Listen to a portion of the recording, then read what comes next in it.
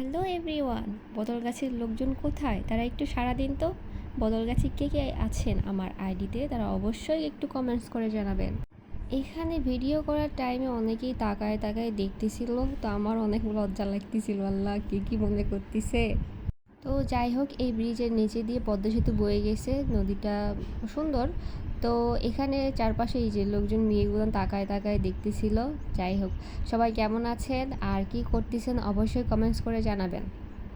আর হয়তো টুকটাক কিছু কিছু লোকজন জানে যে এটা আমার নিউ পেজ, তো অবশ্যই একটু কমেন্টস করবেন, বেশি বেশি করে শেয়ার করবেন, আর হ্যাঁ, কমেন্টস তো করবেন। বদলগাছিতে যাওয়ার আমার মূল দুটো উদ্দেশ্য ছিল, একটা হলো আমার ফুপুর বাসায় যাওয়ার, আরেকটা উদ্দেশ্য ছিল ঘোরার।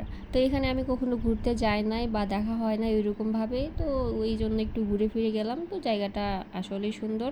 তো মনে হচ্ছিল এখানে যদি কোনো নৌকা থাকতো তাহলে আমি একটু ঘুরতাম। তো যাই হোক, আমরা চলে যাচ্ছিলাম, তো ভাবলাম ছোটোখাটো একটা ভিডিও এখানেও করে নিই, কারণ সূর্য চলে যাচ্ছিল। সূর্য চলে গেলে ভিডিওটা ওইরকম ভালো আসবে না।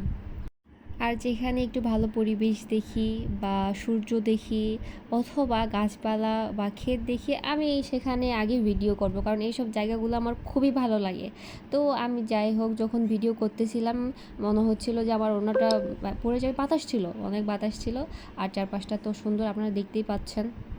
তো এখানকার মার্শাল্লাহ সব কিছুই সুন্দর লাগছে।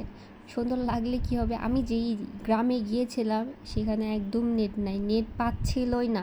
আমি কাউকে যে কল দিব, এই কলও যাচ্ছিল না, আর কেউ তো আমাকে পাচ্ছে না। আর হ্যাঁ, অবশ্যই জানাবেন আমার কথায় বা ভিডিওতে কোনো প্রবলেম হচ্ছে কি না বা খারাপ দেখা যাচ্ছে কিনা, তাহলে অবশ্যই একটু জানাবেন, প্লিজ প্লিজ প্লিজ।